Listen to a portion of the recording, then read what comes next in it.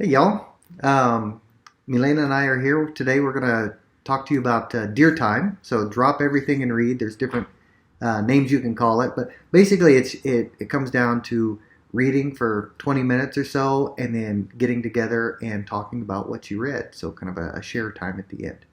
And we've got four suggestions for you. Hopefully these are helpful. First suggestion is to start out with about 20 minutes. If you start for too short of a time, you don't give the kids enough time to read, and it goes too fast.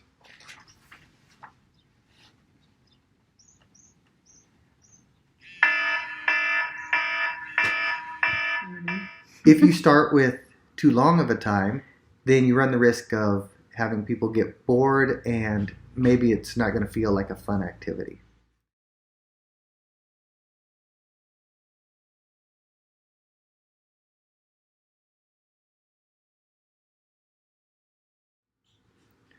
Over time, you might stretch it out and find that you can read for a longer period of time or maybe shorten it. But that's something that'll kind of work itself out, and that just depends on you and your family. The second suggestion is to find a place where you can read for 20 minutes, which means No getting up and changing your books.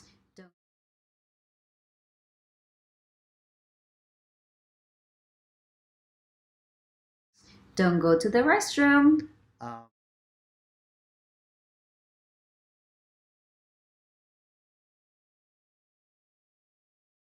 Um, no getting up to go get some food to eat.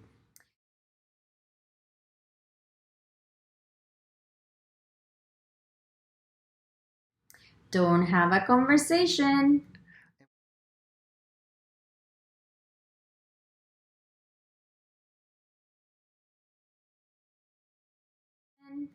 And once you pick a spot, stay in that spot.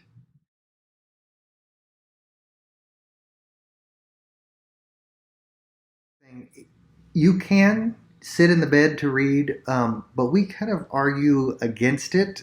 Once you sit in bed, your mind starts to go to, well, it's time to go to sleep, and you might end up sleeping rather than reading.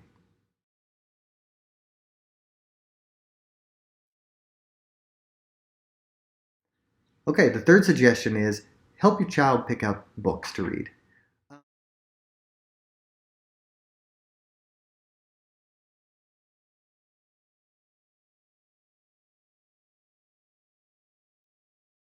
And the first part of this is have your child make the decision on whether they want to read those books, right? If they don't want to read them, it's not a just right book. Once they've picked out some books that they can read, help make sure that those are books that they can read successfully, right? They're not too difficult for them, because at the end they want to be able to understand and then talk about these books that they've read. If they picked out a book that maybe they'll finish in under 20 minutes, you might have them pick out multiple books to make sure that they can sit there and continue to read during that whole time. Also, for young children and adults that don't know how to read, they can use the pictures, the illustrations to make a story and tell the story through the pictures, through the photographs. The last suggestion is that to make sure that you've got time to share. And this does not mean testing your kids on whether or not they understood the text. What was the season in which the story happened? I don't know. You don't remember? But you just read the story, Jonathan. So rather than testing your kids to see if they understood, this share time is exactly what it sounds like. It's time for everybody to share out maybe something interesting they read, something they like to talk about, and it's just a short time where everybody can kind of interact about these.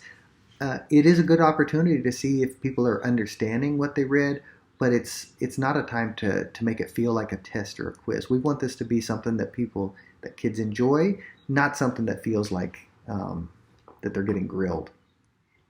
Okay, so who wants to start? I'll start.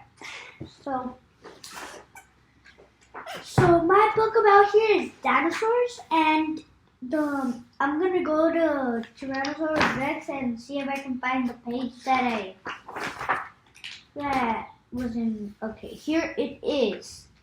So I like Tyrannosaurus Rex because he had a large head. so and massive jaw, jaws, and he has long teeth, and he can devour over 500 pounds. It's a lot of food.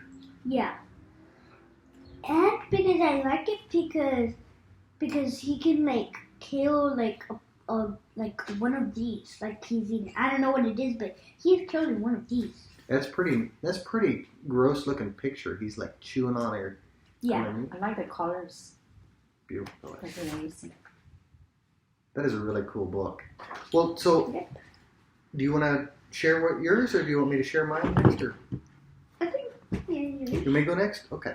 Well, the main thing I wanted to share about mine. I'll put my coffee down here. The main thing I wanted to share. I read the same chapter as I was reading yesterday, so I finished that off, and I was looking back at this this book for teachers, right? People learning to be teachers, and it was talking about different. So I think it's really nice that they included that in this chapter. So anyway, that was what I wanted to share. Okay, it's my turn. So I read 2 chapters from this book. The title Juana and Lucas by Juana Medina. And I love this book because the author shows information like in a graphic organizer. So right here, the author is showing why is it that she loves her aunt, and it has it has like a graphic organizer. Even though we cannot see it, but we can imagine it, right? Look at this. So it has information around the picture. So I thought that was really neat. Also, I like the story because right now, the little girl, she is trying to figure out the reason why it is important to learn English, and she's trying to figure out why it is it important. And so her aunt told her that it was important because she could learn to sing in English, like really cool songs, nice songs, and so. Because her aunt, she loves music, so she's telling her that she can learn English, or she needs to learn English so she can sing songs. And also, I thought it was really cool because you remind me of when I started learning English. And right now, the little girl. She's really frustrated and worried, and with all the things that she has to learn in school, with the new English that she has to learn. So it just reminds me of when I started learning in English, and why it is important. What do you think is important to learn English, Jonathan? I think that it's important to learn English because then if there's a book in English that you really like, you're not going to be able to read it. So that's why it's really important to have both languages. Yeah, that's right. That's yes, that's a good reason. So I can't wait to finish the book and figure out what she did and what she thinks at the end of the book, what she thinks about learning English. That's good. I look forward to hearing how that turns out. I know. Yep. I'm excited. All right. Good job. Yay. Also, don't feel discouraged if the first time you don't see the results that you expect. Maybe the first time your son or your child will say a sentence or two. It takes practice and it takes modeling. So just if you continue doing this activity, you're going to see progress. You're going to see how your child is going to be more comfortable talking about things that they like about the book or ideas that they want to express. So it takes time, and eventually you're gonna see your child just enjoy reading and talking about the book. Absolutely.